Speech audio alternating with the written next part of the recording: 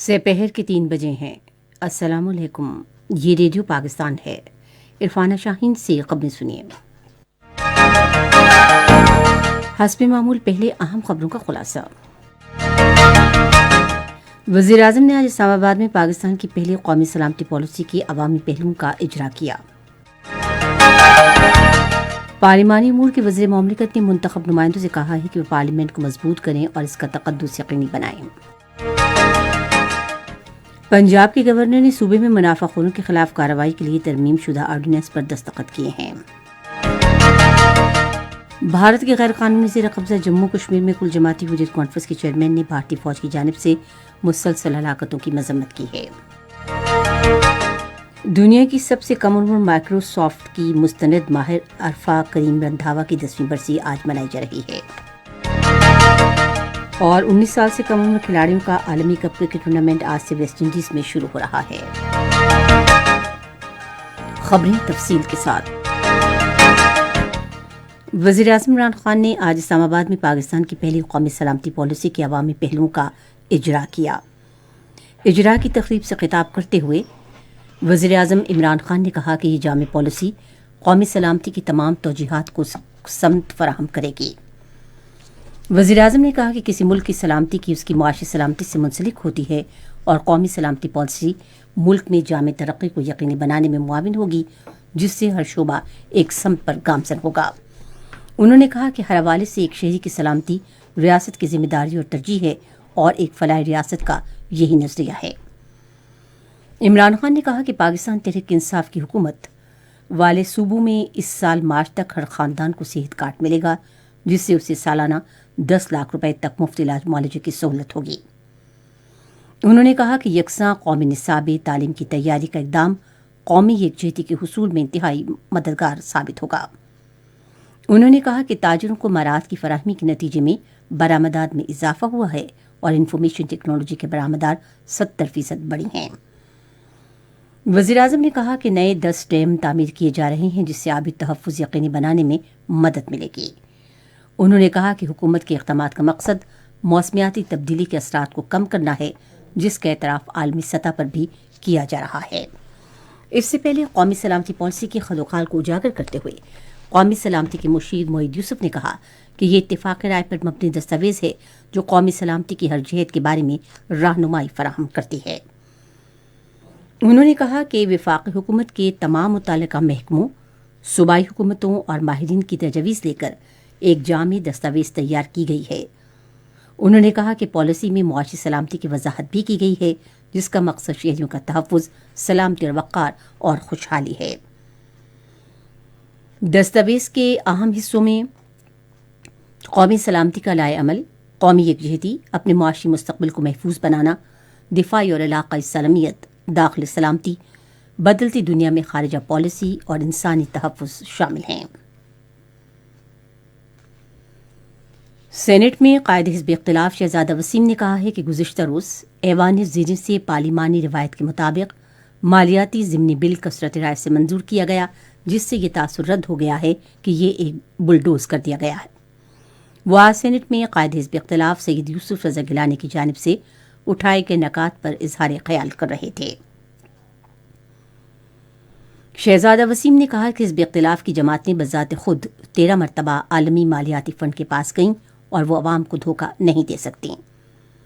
انہوں نے کہا کہ آج عوام کو جو مسائل درپیش ہیں اس کی ذمہ دار گزشتہ حکومتیں ہیں۔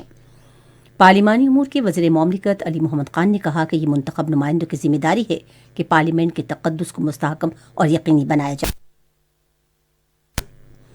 بعد میں کورم پورا نہ ہونے پر ایوان کا اجلاس پیر کی سپہر 3 بجے تک ملتوی کر دیا گیا۔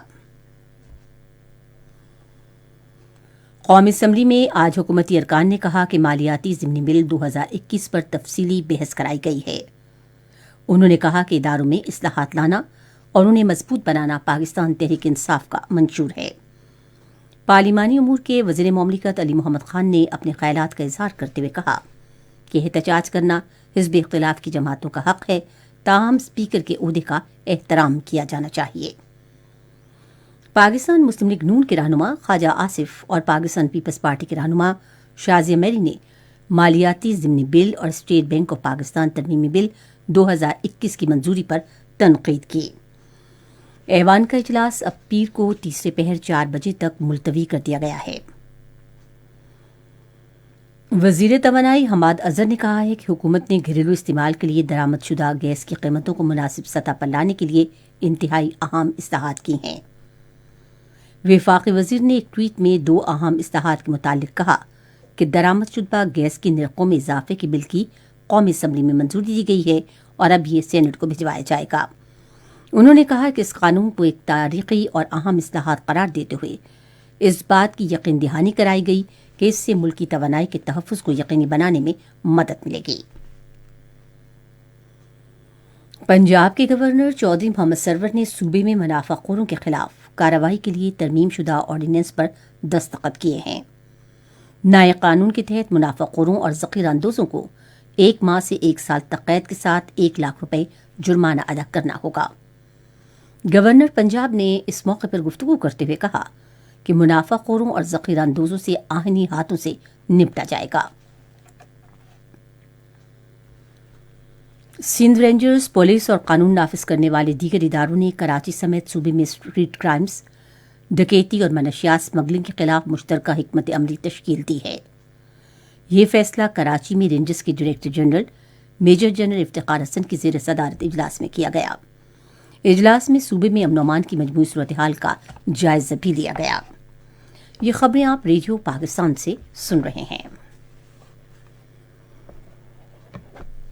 ملک بھر میں ایک دن کے دوران 3,567 افراد میں کرونا وائرس کی تشخیص ہوئی، جبکہ مثبت کیسز کی شرح 7.36% رہی۔ National command and operation centre کے اعداد و شمار کے مطابق گزشتہ 24 گھنٹوں کے دوران وائرس سے 7 افراد جاں بحق بھی ہوئے۔ غیر قانونی طور پر بھارت کے زیر قبضہ جموں کشمیر میں کل جماعتی حریت کانفرنس کے چیئرمین کے نظر بند چیئرمین مسرت عالم بٹ نے بھارتی فوج کی جانب سے وادی میں قتل عام کی بھرپور مذمت کی ہے۔ نئی دہلی کی بدنام زمانہ تہاڑ جیل سے جاری ایک پیغام میں مسرت عالم بٹ نے کہا کہ ناقابل تنسیق حق خود ارادیت کا مطالبہ کرنے والے بے گناہ کشمیری عوام کے بہیمانہ قتل، عالمی قوانین، انسانی حقوق کے منشور اور بھارتی رہنماؤں کے عالمی برادری کے ساتھ کیے گئے معاہدوں کی بدترین خلاف ورزی ہے۔ بھارت کے صوبے مغربی بنگال کے ضلع جالا پگوری میں نیو ڈومہانی اسٹیشن کے قریب گوہاٹی جانے والی بیکانیر ایکسپریس وے ٹرین پٹری سے اتر گئی، جس کے نتیجے میں 9 افراد ہلاک اور 40 زخمی ہو گئے ہیں۔ دنیا کی سب سے کم عمر مائکروسافٹ کی مستند ماہر عرفہ کریم رندھاوا کی 10ویں برسی آج منائی جا رہی ہے۔ عرفہ کریم 2004 میں 9 برس کی عمر میں مائکروسافٹ کی مستند ماہر بنی۔ انہیں بل گیٹس نے امریکہ میں مائکروسافٹ ہیڈ کوارٹرز اس وقت مدعو کیا جبکہ ان کی عمر صرف 10 برس تھی۔